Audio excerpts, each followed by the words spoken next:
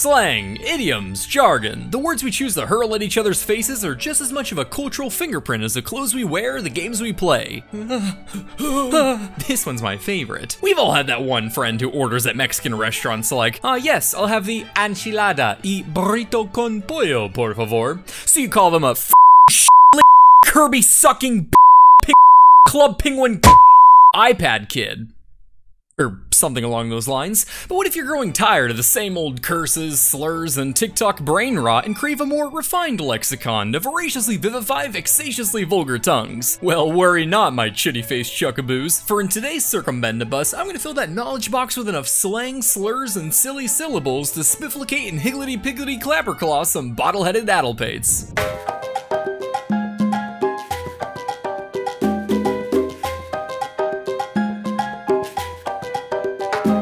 Now, if you're anything like me, you're a big fan of exploiting the words you use on public platforms to manipulate the masses. But as much as I love to gaslight, no one excels in weaponizing the silver tongue more than politicians. Do you ever find yourself listening to an elected official and get confused by the words they use?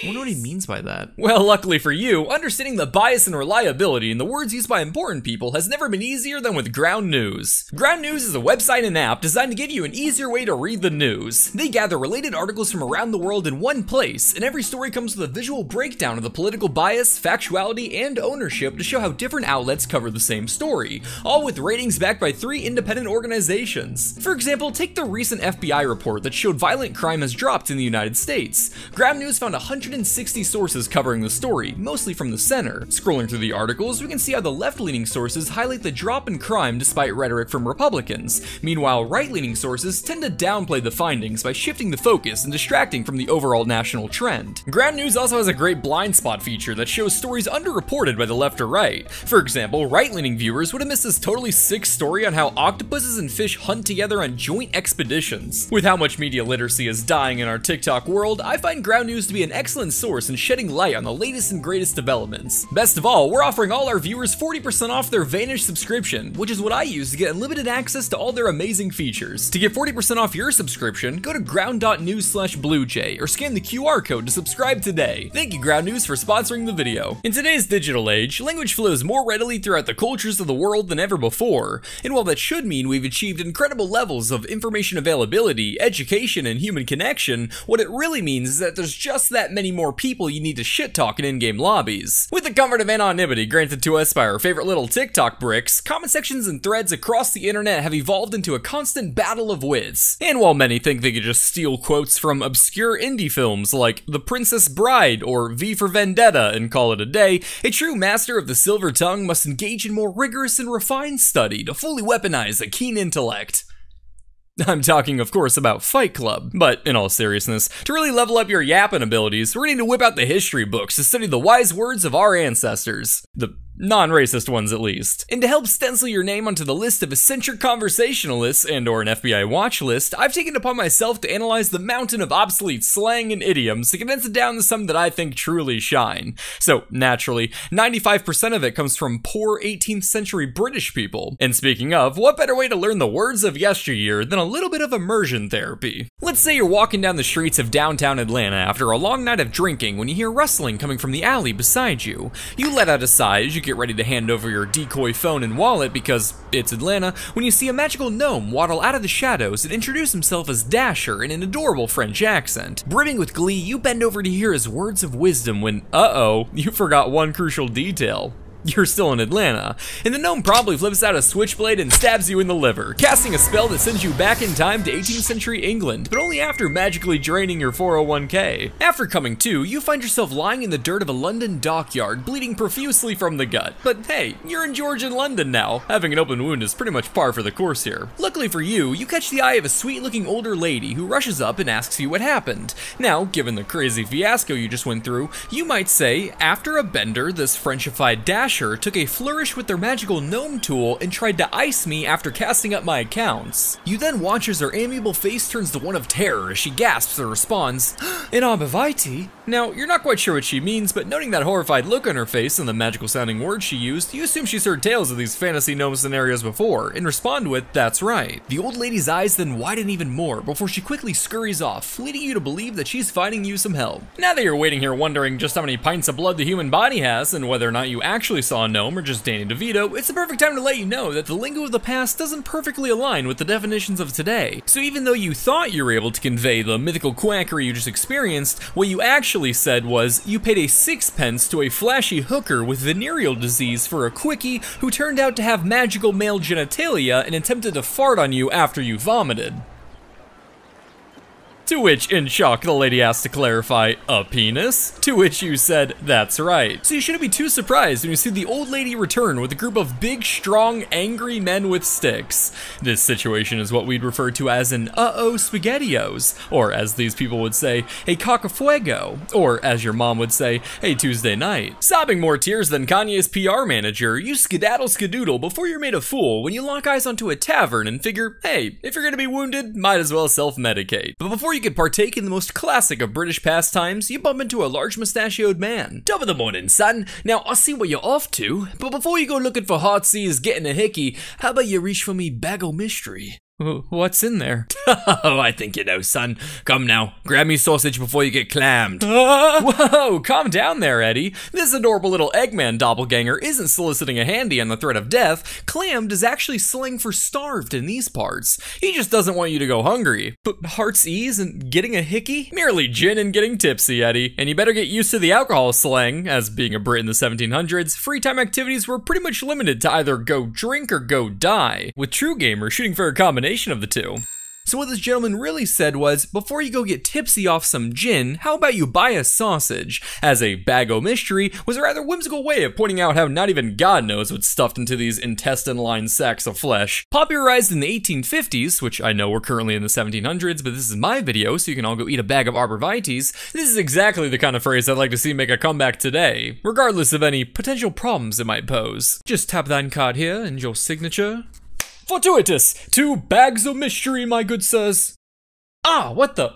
Is this a fucking hypodermic needle? A wizard I may be, but power have I not over the workings of conjuration sausagery. You know, I oughta sue you. Ooh, a mage always prepares runic protections from the mortal arts. What, a waiver? You son of a... Come on, Colin, let's get out of here. Colin. Escaping from that vaguely threatening encounter, or as they say here, an average British interaction, you finally waltz your way into the tavern with your stomach thoroughly satisfied with meats of unknown origin and also still bleeding. But as you're walking through the door, a hand snaps shut on your arm. Brimming with fear, you turn towards who you assume to be the gang of angry men having finally caught up with you, but are relieved to see it's just a mere homeless man with a wild look in his eyes. "Just a little crank, good sir. If I get candy, I promise I won't shoot the cat." Ah, good old crank. Finally some street slang even a white boy like you can recognize. Well, obviously you don't want this crazy meth head to kill a cat, and it's about time you got a side quest in this British fantasy land. Okay, just take it easy. Where can I get some meth around here? Uh-oh, he's looking pretty confused.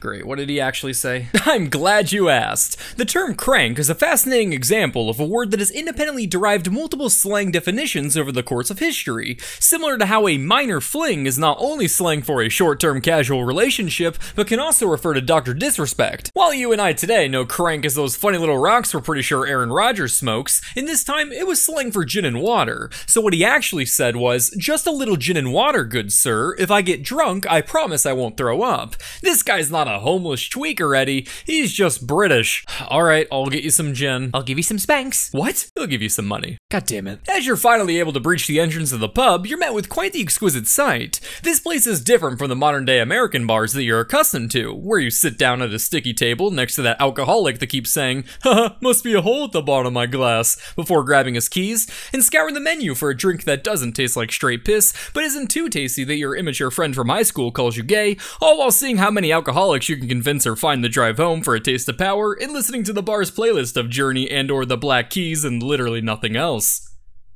Hey, when enough of them are on the road, that's not a hazard, that's just skill-based matchmaking. Anyway, the British taverns of old were more than just a place to speedrun liver failure. They were the beating hearts of their local communities, a place for socializing, for business and political meetings. The pub was where anyone could go at the end of the day to just let go and be themselves. So long as that wasn't gay or black. The room before you is dimly lit. The floorboards creak as patrons walk beneath the low ceiling, dodging wooden beams, while the warmth from the open hearth enchants the atmosphere with a cozy ambiance. It's within these very walls that centuries of culture have been molded, shaping the fabric of the society around you, including the very slang you're learning about today. You make your way to the bartender as a smile grows on your face, because even with all the trauma you've been through, the spell of the British pub is already starting to work its magic on you. Despite all the stress, all the hostilities, and no mixed stab wounds, you're beginning to believe that, against all odds, things just might turn out alright. Strip me naked, and the magic is gone. What are you talking about? Come on, give us a diddle. What is happening?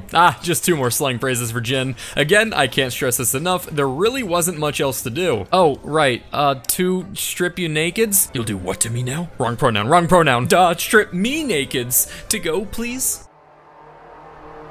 Sure, coming right up. Oh, and be careful now. You're sitting right next to an admiral of the narrow seas. Oh, thank you for your service. That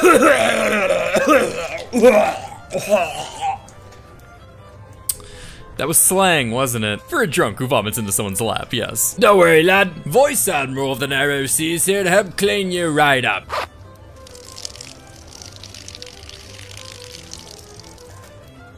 What's so funny? It's just, I'm happy you're learning. I just feel like I'm being tortured. Oh, yes. But anyway, a vice admiral of the narrow seas was slang for a drunken man that pees under the table into his companion's shoes, which apparently was a common enough occurrence to warrant a full phrase. Covered in more blood, piss, and puke than a Megan Fox relationship, you await patiently as the bartender brings you your drinks. 2 stirrup cups for you, lad. A phrase for a parting drink given to guests who are taking their leave, typically drank on horseback. So now you have some fun new lingo to use to feel like a little cowboy the next time you're pulled over for a DUI. Say, what's your name anyway? Oh, I'm Eddie. Jackie? No, it's Eddie. Oh. Max? Actually, it's Eddie. What the? You gotta be kidding me. Lightning! Oh, come on! How many words do people have for gin? Quite the comical amount, actually. In fact, one of my primary sources, a classical dictionary of the vulgar tongue by Francis Gross, has over 25 terms for the liquor. I was surprised at first until I realized the lexicon was originally published following a period known as the gin craze in Britain, where, due to some salty pillow fighting going on between England and France, French brandy was restricted, causing cheap gin to skyrocket in popularity amongst London's poor. So intense was this popularity that Parliament passed a whopping 5 major acts just trying to get people to chill with the bottle. I know this might sound rather crazy, but if you want to understand the gin craze today, all you have to do is watch reruns of Ellen. As you grab your stirrup cups to complete your side quest, you hear someone yell, "The launch is starting!" followed by the horrid screams emanating from a girl outside. Surely, you figure, the combination of a launch and woman in fear must mean Elon Musk is nearby. But as you open the door and mentally prepare for a 15-minute monologue of bullshit, you find out that there isn't an upcoming SpaceX launch, but a woman giving birth just outside. While you yet again misinterpreted the situation, luckily you can ride this one out just as you would have if it was Elon that you'd come face to face with. Avoid physical contact, say ew that's gross, and advise them to stop having more kids. Rounding the corner with your drinks, you see a one-armed man crouching behind a barrel stand up and start approaching you. Careful now, Eddie. This sneaksby snacks having snaffler seeks to snaffle and snabble. And while you're busy laughing at what you assume to be a bit of amusing Dr. Seussian alliteration, a mean-spirited highwayman with large teeth comes up and mugs you before stabbing you to death. What? Are you serious? I don't know, maybe. What do you mean maybe? Well, it could also mean this is a sneaky horse thief looking to rifle through your things so he can steal a wig for his pet snail. Slang is complicated, man. I still don't know if skibbity is a noun or verb. Well, look who we have here. I knew even the sluggabeds would be drawn to the commotion. A sluggabed was a drone. Now, obviously, he doesn't mean the flying kind we're familiar with today. He means someone who can't wake up in the morning. But ironically, if you think about it, sluggabed is exactly what modern drones do too. You talking about the launch going on back there? Good for you, Eddie. Way to use the local lingo. Yeah, the lass is poisoned, all right. What? Just another way of saying someone is big with child or pregnant. You could also say she sprained her ankle to say the same thing. But as you've just experienced yourself, using these phrases today would undoubtedly lead to a lot of confusion. Oh, Jeremy, I think I sprained my ankle. You sure did. Congratulations, Jan. No, Jeremy. Oh God, I think I'm poisoned. Uh-oh, get poison control on the line. Please, for the love of God, use my phone. Oh, I get it. Let's see if it's blue or pink. I love gender reveals. Well, glad that she's not dying then. I wouldn't go that far. She's still giving birth outside a pub in a London alley, pre-modern medicine. It's pretty much a coin flip whether or not she becomes a statistic. The beauty of life, right? Speaking of, let's see if you keep yours. Now, I'm sure you're wondering where me rammer is. I really don't want to know. He means his arm.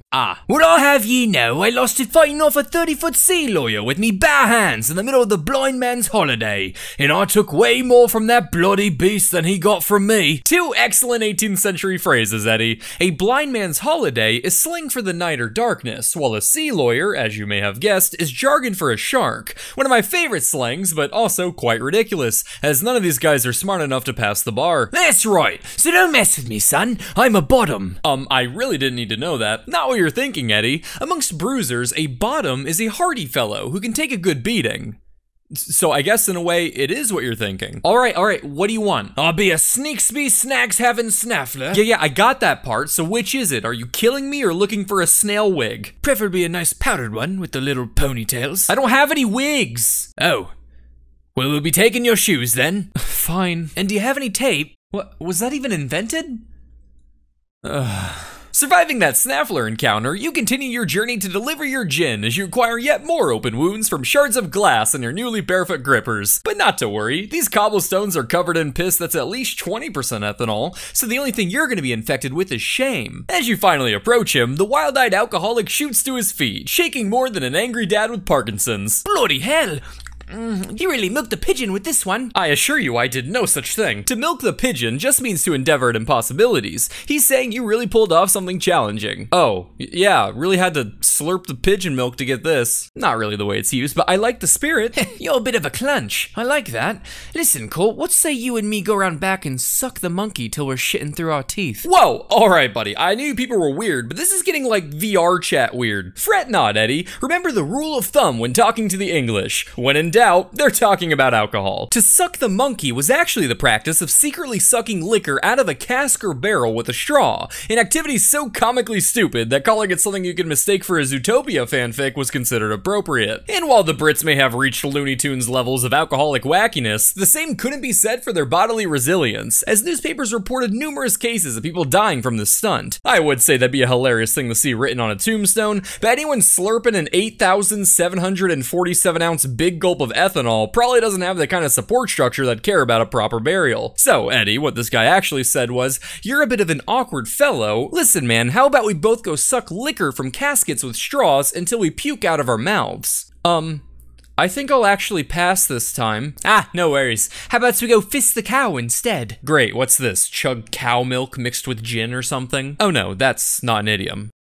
Adding yet another tally to your daily trauma quota, you barge back into the pub not only to get clear of that frig pig, but to get clear yourself. And as luck would have it, you spot a woman holding an extra pair of men's shoes, undoubtedly taken off the feet of a womblety-cropped nick-ninny. As cool as hobbits are, it's probably best to get them paws covered, so you approach the lass to explain your situation. Hello, miss, how do you do? Another master of the wardrobe, are we? Oh, you're far too kind. No, she's not, Eddie. That wasn't a compliment. Come on, you're literally covered in puke. A master of the wardrobe was someone so desperate for a drink that they pawned their own clothes to pay for it. Oh, no. You see, I needed to bring some lightning to this drunkard outside, and after getting caught up in a launch and a run-in with a snaffler, you really have tongue enough for 2 sets of teeth, don't you? Before you compliment her sick, nasty alien reference, she's actually using a phrase for a talkative person, essentially saying 1 set of chompers isn't enough for someone who yaps as much as you do, a feeling I'm sure many of us can relate to. Hey, this is my friend Keith, but be careful, he's tongue enough for 2 sets of teeth. Oh, is that like some kind of idiot?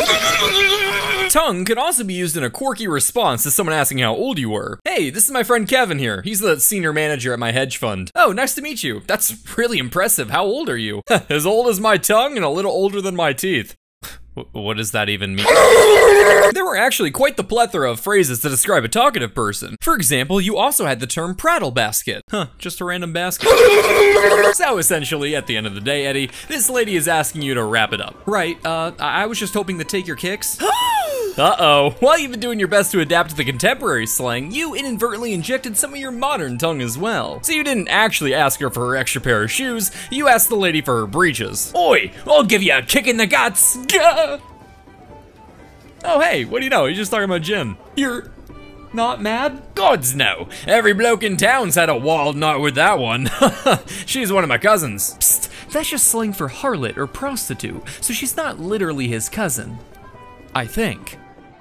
I mean, the phrase had to start somehow. Well, thanks, but do you guys drink anything other than gin? Why, it's rather rum. While you start to get excited at the prospect of finally another alcohol, around this time, rum was actually also slang for something fine, good, or valuable. And it did a lot of heavy lifting amongst the wretched British population, as it served as an adjective to form additional slang phrases. For example, you had a rum nab, which was a good hat, or rum duke, meaning handsome chap. Make it rum bluffer to say jolly host, or rum bung for a full tote. A rum bugga was a valuable mutt, and rum prancer, a fine horse to strut. A rum doxy was a fine wench, rum fuddle a good drink to quench, rum peepers were good looking glasses, and a rum problem is what you have.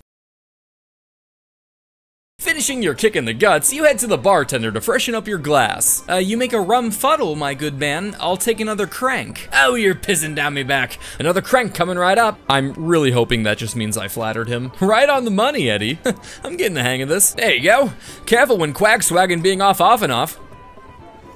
I hate the British. Starting to feel a bit of wobble in your knees, not only from the amount of alcohol in your blood, but from the increasing lack thereof it, you decide to look around to mingle with some of the local patrons to fully immerse in the pub culture. You're beginning to get a little chilly because, again, you've pretty much got the blood pressure of a quacking cheat by now, so you head on over to a group of men near the open hearth. He told me yes over some scandal broth that while we went here to soak, he'd join us after some snaffling. You figure you just might know who they're talking about, but first, let's add some context. Yes is just a contraction of the word yesterday, a must-use for any conversational minimalists out there. But be careful contracting too much, because let's say you went to work after being sick with the cold the day before and someone asked you what happened, responding with yes infection could land you an HR meeting. Scandal broth along with prattle broth, chatter broth, and cat, you guessed it, lap, are all different ways to say tea, getting its definition from it being the beverage of choice for women who like to sit around gossiping, or as we would say today, spilling the tea. To soak was yet another phrase for the great British pastime. However, again, I would express caution using this one today, for asking people to soak with you could land you in hot water depending on their cultural background, particularly when it comes to Mormons. I think I might have run into that guy you're talking about. The group of men turn towards you as you make yourself known, and the gentleman who spoke previously responds, "Did you now? The one ram a toad eater himself?" Toad eater? What does that mean? Exactly what it sounds like, Eddie. A toad eater was someone who was paid to eat live toads and was a must-see attraction at any Georgian-era fair. The idea was that since people believed toads to be poisonous, a mischievous charlatan could miraculously cure them in order to sell their snake oil medicine. And now, to prove the curative properties of my phantasmal medicine, Johnny here will swallow a live toad. Woo! Yeah! Yeah.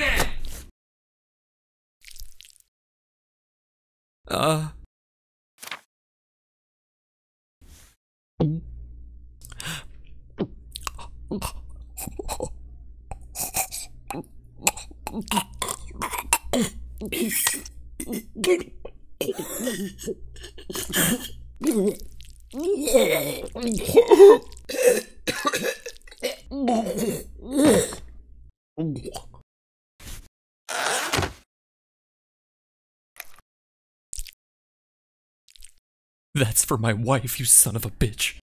Right. Well, one rammer you said? Yeah, I spoke with the coal outside. You did what now? Oh, so close, Eddie. Again, I appreciate the effort, but saying I spoke with the coal means you robbed the man. Well, well, well. Gather round, boys. It looks like I have to settle this cold by a stroke on his knob. Stroke? Don't get too excited, champ. He's actually saying he's gonna punch you in the head. Yeah, and after that, I'll give you a blow on that jolly knob.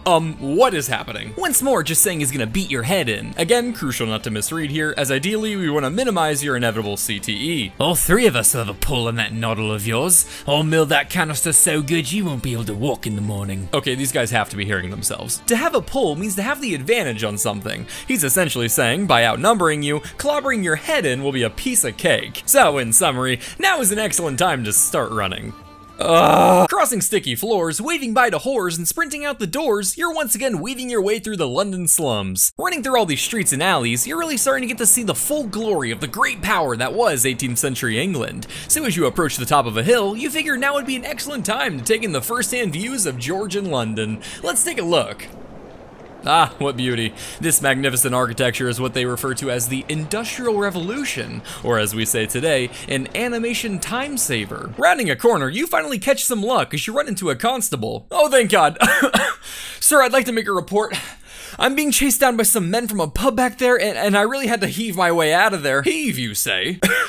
That's right. Right then, come now, son. I've got some ruffles for you. You're gonna get to polish the king's iron with your eyebrows. Now, you figure this could mean a few things. Maybe he's inviting you to become a specialized worker in the royal court, literally polishing the king's iron. Or perhaps they're asking you to jack him off. Either way, you suppose if you're gonna be hard at work for nobility, the potential reward far outweighs any downsides, even if that means sweat won't be the only bodily fluid you're drenched in. Okay, sounds good. But when you say ruffles, are you talking about like the tasty treat? Oh, the spicy treat. No, Eddie. When you told him you heaved your way out of the pub, you actually said you robbed the place. And to polish the king's iron with one's eyebrows actually was a saying for looking out of prison windows. You're very much so under arrest. What? No, this is a mistake. You know, I reckon it's your execution day as well. What? No, this is absurd. Help me, Godbird. Oh, flattery will get you everywhere, Eddie. But it doesn't literally mean you're being executed. He just means you need to be washed. You are absolutely painted in people's DNA. After all. Say, aren't you the bloke that verbally assaulted Mrs. Locke earlier? Right then, I'm taking you in and you'll go up a ladder to bed. Okay, that one does mean execution. Please, save me! Take me back to Atlanta! Oh, sure thing. What? You could have done that? The whole time? Well, I could have, but what kind of teacher would I be if I did? An ethical one? Oh, please. I never took ethics class. Ugh, I feel weak. So, Eddie, now that you got to soak in all the grime and culture, the people and customs, and the pubs and booze of 18th century London, how about it? Feeling ready to wag that silver tongue with a whole new palette of colorful slang? 22 minutes. Getting a little sloppy, Dasher. The liver was in the way of the aorta artery. Can't let him bend down next time. It messes up your aim. Good to run a few more drills tomorrow? Oui. Excellent. Obsolete slang. 12 out of 10 stars.